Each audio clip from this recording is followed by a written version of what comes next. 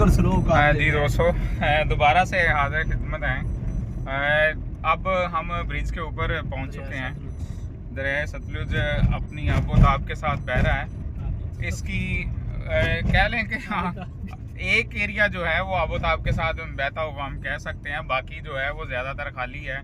किसी वक्त में कह लें कि पुराने वक्त में यहाँ से दरिया बहता था, लेकिन जैसे जैसे पानी की वो जो गहराई है वो कम होती गई और दरिया ने अपना एरिया मार्क कर लिया, लेकिन उसको अब वहाँ से बहता नहीं है। कुछ मखसूस एरिया जहाँ से बहता है, ये साथ साथ दुकानें हैं, ठीक है। यहाँ पे फ़िश उसके साथ समोसे और मीठी आइटम की जन्म जाएँ तो यहाँ पे हमारे पास जो हैं जलेबियाँ मिल जाएंगी।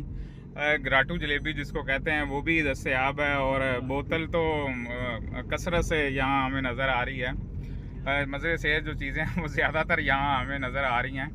ये वो पुल है जनाब जिसके ऊपर हम इस वक्त पहुंच चुके हैं। यहाँ पे कुछ देर हम ठहराव करेंगे और ठहराव के दरमियान यहाँ के जो दिलकश नज़ारे हैं वो अपनी स्क्रीन के अंदर उसको महफूज करेंगे और आपको भी साथ साथ दिखाएंगे।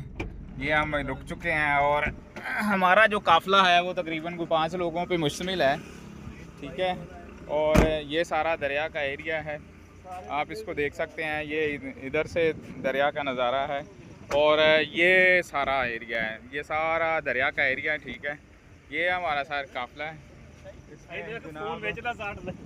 ये फैसल साहब है, ये अभी तक इस शौक़ में है कि कहीं आप उधर को जा रहे हैं तो फ़ोन को कहीं उधर ना फेंक दें, जिससे हमारा कीमती नुकसान ना हो जाए। काफ़ी महंगा फ़ोन है। तो अब दरिया की मेन जो है वो पुल के ऊपर हम खड़े हैं, तो साथ मेरे फैसल मौजूद है, इसका भी रिव्यू लेते हैं, इससे भी पूछते हैं कि ये नज़ारा आपको कैसा लगा है। और फिर बारी बारी जो हमारे ग्रुप मेंबरान